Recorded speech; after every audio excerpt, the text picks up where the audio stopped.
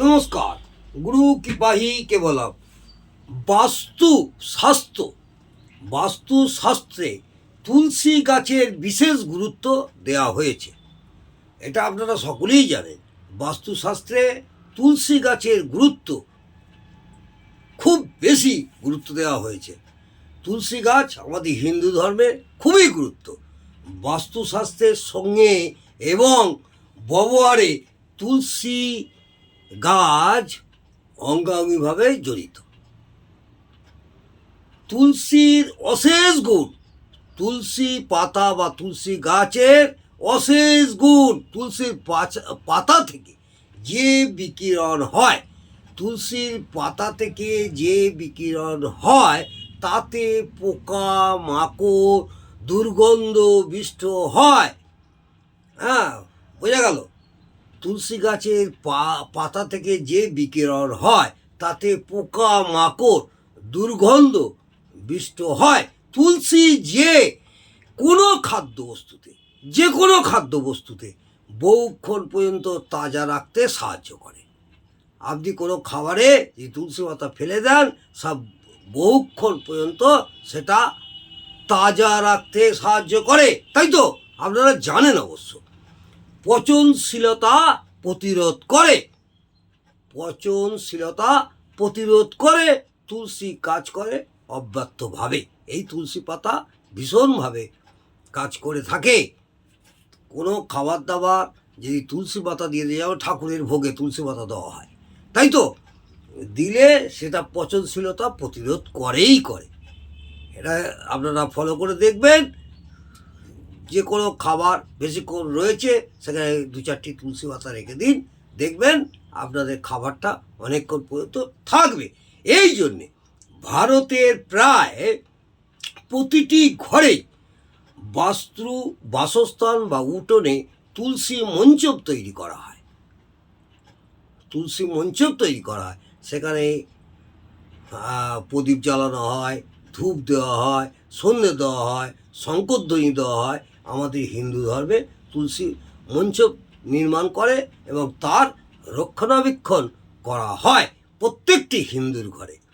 এখন তো আর উঠোন ফুটন নেই, এখন সব ফ্ল্যাট। ঘরের পরিধি কমে গেছে, ছোটোখাটো ঘর। সেই জায়গায় কিভাবে আপনারা তুলসী গাছকে ব্যবহার করবেন সেই নিয়ে 2-4টি কথা বলছি। সামগ্রিকভাবে বাস্তুর পরিবেশকে ভারসাম্য রক্ষার জন্যে তুলসীর অতুলনীয়।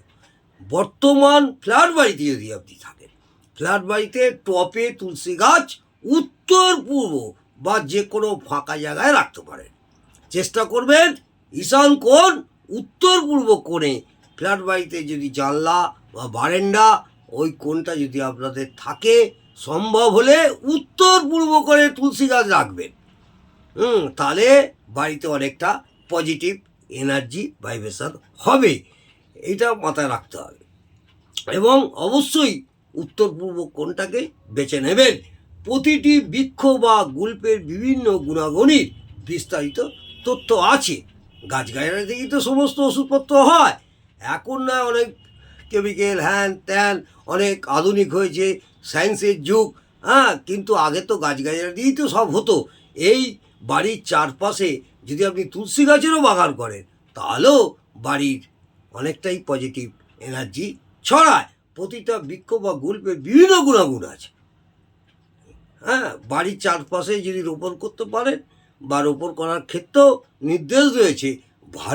ভারতীয় ধর্মীয় আচার অনুষ্ঠানের শাস্ত্রেও পবিত্র পল্লবের গুণও স্বীকার করা হয়েছে।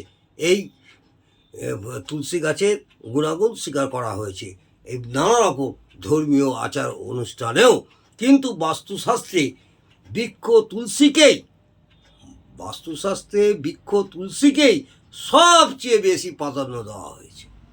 আমাদের হিন্দুদের ঘরে বা হিন্দু ধর্মে, সনাতন ধর্মে আমাদের এই তুলসী গাছকে বিশেষভাবে প্রাধান্য দেওয়া হয়েছে।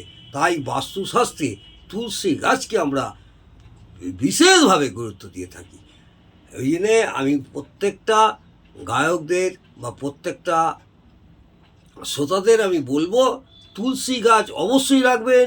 তুলসী গাছ যদি কোনো কারণে মরে যায়, সঙ্গে সঙ্গে আরেকটি তুলসী গাছ সেখানে বসিয়ে দেবেন। যারা ফ্ল্যাটে থাকেন তো একটা টপেতে ঠিক মতন যত্ন করে জল ফল দিয়ে, এই গরমকাল ঠিক মতন ভালো করে জল ফল দিয়ে রাখবেন এবং চেষ্টা করবেন উত্তর পূর্ব করে রাখার। যদি সম্ভব না হয় পূর্ব দিকে রাখবেন। কিন্তু অবশ্যই আজ সনাতন ধর্ম, হিন্দু ধর্মে প্রত্যেকটি গৃহে একটা করে তুলসী গাছ অবশ্যই রাখবেন। তাহলে আপনাদের অনেকটাই এই তুলসী গাছের হাওয়া এবং তুলসী গাছের থেকে একটা ভাইব্রেশন তৈরি হয়, তাই থেকে আপনাদের অনেকটাই পজিটিভ এনার্জি আপনারা পাবেন। নমস্কার, জয় মা তারা। ভালো থাকুন, সুস্থ থাকুন, আনন্দে থাকুন। জয় জয়